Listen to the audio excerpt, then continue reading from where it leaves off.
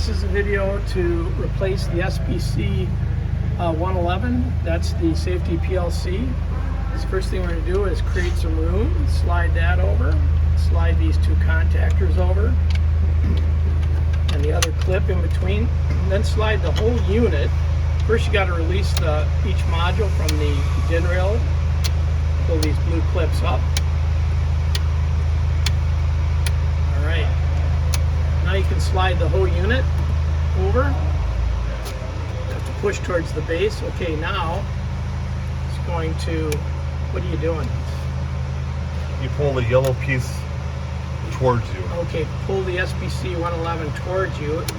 And it has a plug in there. So you can see there's a plug there. That plug is in there, so you have to kind of pull it out, or pull it to the left and then out. Okay, and then you can disconnect the wires, the terminal block, and put in the new unit. So put it on the rail. First plug in the wires. Hang it on the rail. And then push it over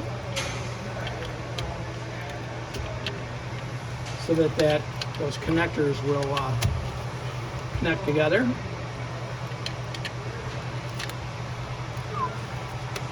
There. Now it's plugged in and the modules are tightly together. And you can reseat all the blue clips, and it should be ready to go. Move everything back into place, and that's all there is to it.